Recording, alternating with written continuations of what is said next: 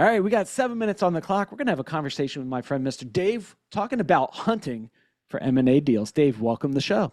Thank you, Josh. Glad to be here. Appreciate Yeah. the opportunity. You are welcome. You and I are hunters. We're working on a bunch of deals right now, looking to do some acquisition targets, but I want to know, who are you and what do you do?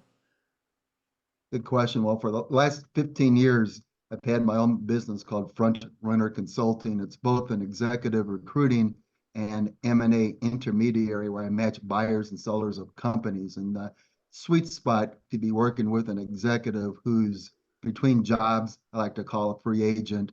They're going down the traditional job search path. And my business model is to have them look at maybe some of the companies that were for sale with their past employer, seeing if it makes sense for them to pursue personally. And if so, taking the premise they don't have the millions to buy the business themselves, I'll go out to my network of institutional buyers who are sponsor of the deal and have that executive run it. Yeah, super cool.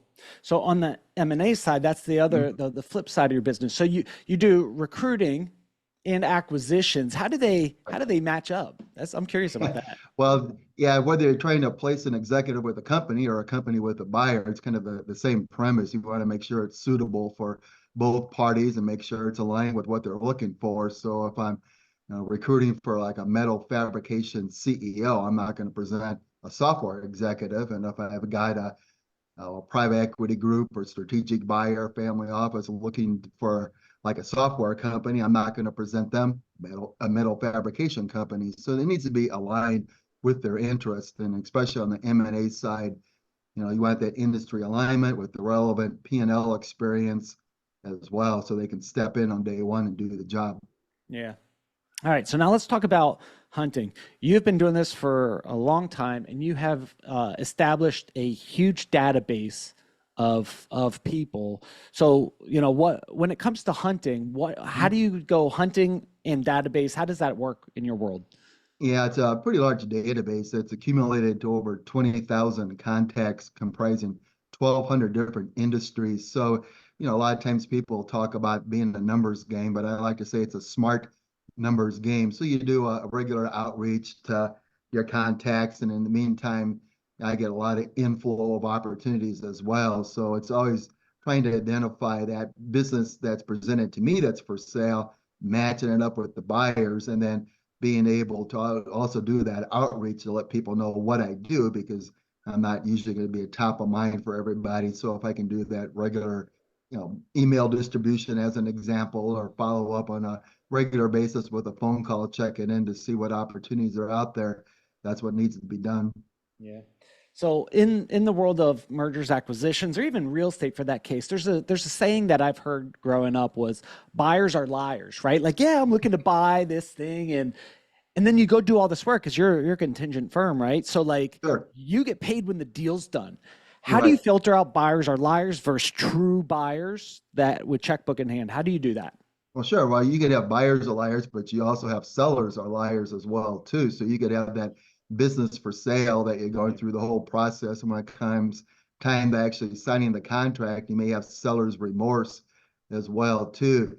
On the flip side, when you talk about buyers are liars, I find it more of a challenge of having them say, okay, I'm looking for this particular business in this revenue range. You present them the opportunities, and usually they'll find every reason not to pursue it, even though it aligns with what they want. So when you do find that opportunity, then the question is making sure everything aligns. But it's the situation could be flipped, and the seller could be saying, hey, I'm for the right price, I'll sell to anybody. Well, that's not really a motivated seller. But if you have somebody who's at, say, retirement age, or maybe there's a sickness in the family and they need to sell, those are good motivational signs to make it a suitable situation. But still, at the end of the day, the deal's not done till the paperwork is signed and money has exchanged hands. And until you get paid, right? So Yep. when it comes to single buyer versus multiple buyers, right? So I might be a single buyer where it's like, yeah, I'm retiring from my government job. I'm too young to quit. I'm looking to buy Sure. something versus we're a hedge fund, private equity group, whatever, and we're looking to buy 100 companies. Like, Right. what are the differences in how you approach and serve them? Well, you try to find out, first of all, committed capital, whether that individual has the capital to get the deal closed is half the battle. And you may have a large buyer that has dozens of companies in the portfolio, but if they don't have that committed capital, it could take them 2 or 3 months just to raise that capital. So if they have money in the bank behind them, that's obviously going to be reducing that time frame in terms of getting the deal done. But it doesn't exclude somebody who has to go out and raise the capital. It's just shortening that cycle. But yeah, money speaks. So whether you're trying to buy a house all cash or trying to buy a business all cash, if you got the money behind you and you're not going to leverage the deal with a lot of debt, that's going to be attractive definitely to the owners as well. Yeah, super cool. So for my friends out there listening in and they're looking to actually buy some companies, you have some basic deal criteria that you work within. What's your deal criteria? And then how could people connect with you and do a deal?